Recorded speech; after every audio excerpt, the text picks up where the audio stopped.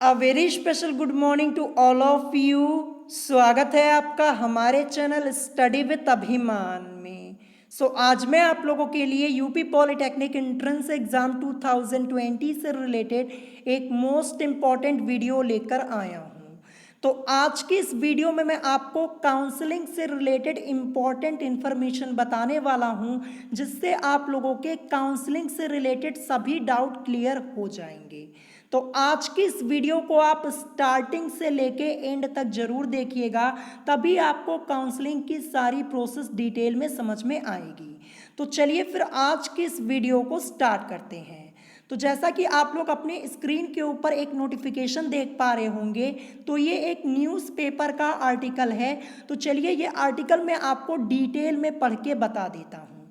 तो जैसा कि आप देख सकते, सबसे पहले यहाँ पे लिखा हुआ है कोरोना इफेक्ट।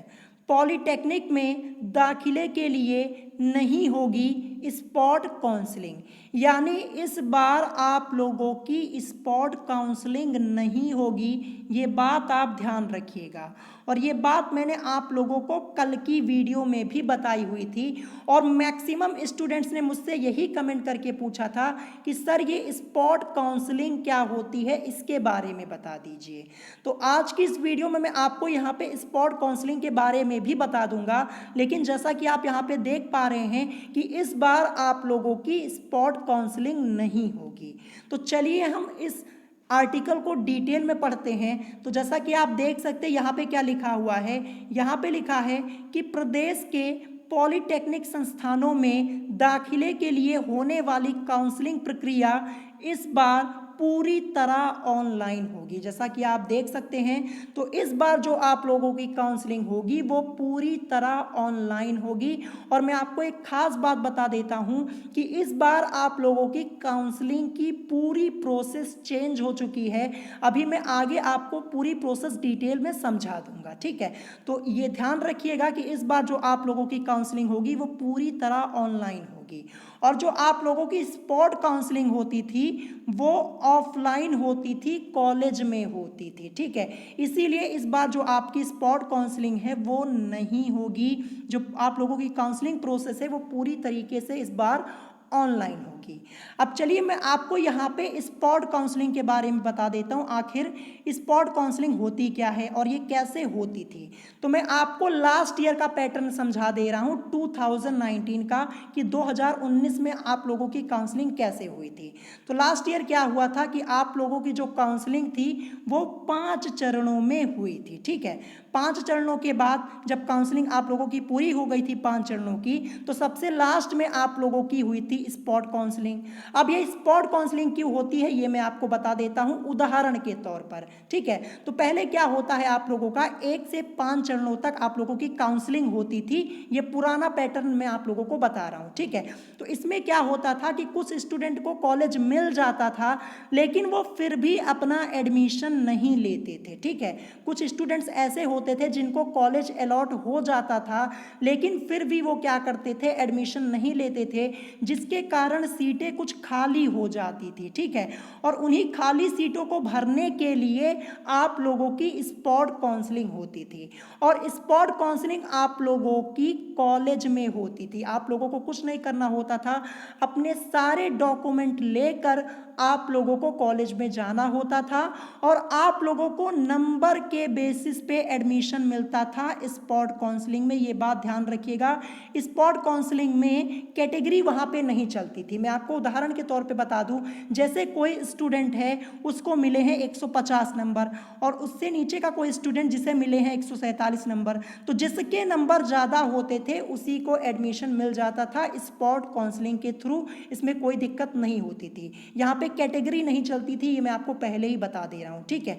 तो ये आप लोगों की स्पॉट काउंसलिंग होती थी, लेकिन अब मैं आपको यहाँ पे और डिटेल में नहीं बताऊंगा, क्योंकि इस बार आप लोगों की स्पॉट काउंसलिंग होगी ही नहीं, तो आप डिटेल में जान के क्या करेंगे, कोई फायदा नहीं है। अब चलिए आगे बढ़ते हैं इस आर्टिकल को यहाँ पे आगे क्या लिखा हुआ है, तो आगे यहाँ पे लिखा है कि कोरोना संक्रमण से बचाव के मद्देनजर यह फैसला लिया गया है। यानी कोरोना संक्रमण से बचाव के लिए ये फैसला लिया गया है कि इस बार आप लोगों की स्पॉट काउंसलिंग नहीं होगी, क्योंकि स्पॉट काउंसलिंग जो होती थी वो कॉलेज में होती थी, वहाँ पे काफ़ी भीड़ इकट्ठा होती थी, इसीलिए सुरक्षा के मद्देनजर इस बार स्पॉट काउंसलिंग आप लोगों की नहीं होगी। फिर उसके बाद यहाँ पे आगे लिखा हुआ है कि प्रवेश परीक्षा परिषद के सचिव एस.के. वैश्य ने बताया कि इस बार स्पॉट काउंसलिंग और सेंट्रलाइज्ड स्पॉट काउंसलिंग नहीं होगी, जैसा कि आप यहाँ पे साफ साफ देख पा रहे होंगे। तो आशा करता हूँ स्पॉट काउंसलिंग से रिलेटेड आपका कंफ्यूजन यहाँ पे क्लियर हो गया होगा। मैंने आपको कल ही बता दिया था कि इस बार आप लोगों की स्पॉट काउंसलिंग नहीं होगी। तो चलिए अब आगे देखते हैं यहाँ पे क्या लिखा हुआ है। तो जैसा कि आप देख सकते हैं आगे यहाँ पे लिखा हुआ है कि छात्र घर बैठे या साइबर कैफे से ऑनलाइन काउंसलिंग में शामिल हो सकेंगे। ये तो हर एक बार होता था। फिर इसके बाद यहाँ पे लिखा है कि बाद में संस्थान में जाकर प्रवेश प्रक्रिया पूरी की जा सकेगी। पहले संस्थाओं का शिक्षण शुल्क नकद व बैंक ड्राफ्ट के जरिए जमा किया जाता था। इस बार छात्र अपने लॉगिन में उपलब्ध लिंक के माध्यम से सीधे प्रवेशित संस्था के खाते में ऑनलाइन फीस जमा कर सकेंगे। ये आप लोगों के एंट्रेंस एग्जाम की बाद की प्रोसेस है, जब आप काउंसलिंग करवाने के लिए जाएंगे। ठीक है, अब चलिए आगे मैं आपको ये बता देता हूँ कि इस बार आप लोगों की काउंसलिंग कैसे होगी, इस बार काउंसलिंग की पूरी प्रोसेस क्या है। तो जैसा कि आप देख सकते हैं यहाँ पे क्या लिखा हुआ है, यहाँ पे लिखा हुआ है कि 5 की जगह होंगे 8 चरण। तो जैसा कि मैंने आपको स्टार्टिंग में ही बताया था कि लास्ट ईयर 2019 में आप लोगों की जो काउंसलिंग हुई थी वो 5 चरणों में हुई थी, और 5 चरणों के बाद आप लोगों की हुई थी स्पॉट काउंसलिंग।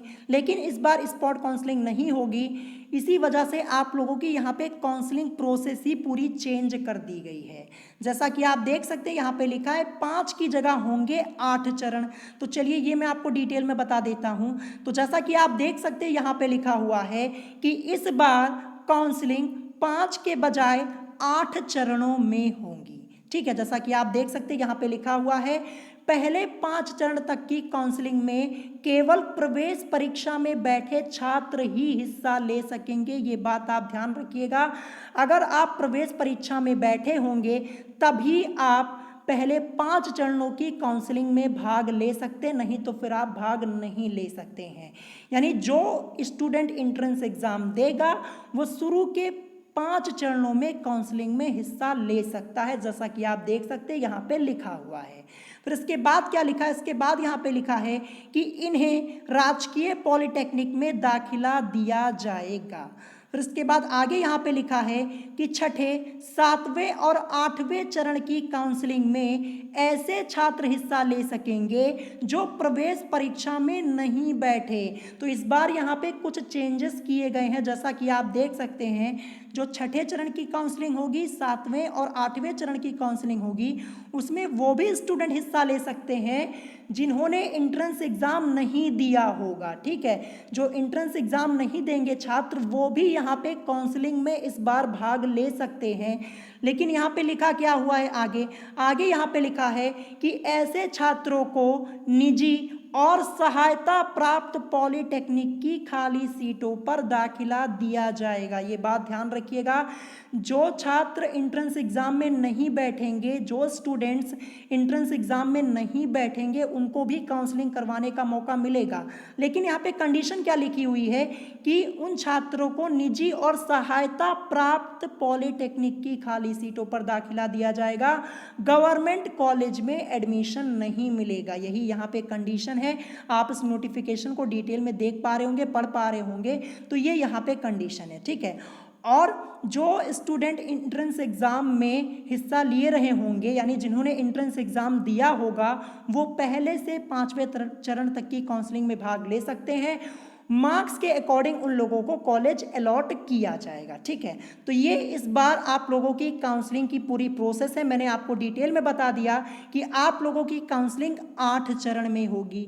शुरू के 5 चरण में वो स्टूडेंट्स हिस्सा ले पाएंगे जो एंट्रेंस एग्जाम देंगे। ठीक है, और उन लोगों को गवर्नमेंट कॉलेज अलॉट होगा मार्क्स के बेसिस पर। अगर उनके मार्क्स अच्छे होंगे तो बड़े आसानी से उन लोगों को गवर्नमेंट कॉलेज अलॉट कर दिया जाएगा। ठीक है, और जो 5वें चरण की बाद की काउंसलिंग होगी, यानी 6वें से लेके 8वें तक, उस काउंसलिंग में वो स्टूडेंट भाग ले पाएंगे जो एंट्रेंस एग्जाम नहीं दिए होंगे, जिन्होंने एंट्रेंस एग्जाम में हिस्सा नहीं लिया रहा होगा। फिर भी वो इस बार काउंसलिंग करवा सकते हैं, लेकिन उन लोगों को केवल प्राइवेट या सहायता प्राप्त कॉलेज में ही एडमिशन मिल पाएगा। ये बात आप ध्यान रखिएगा।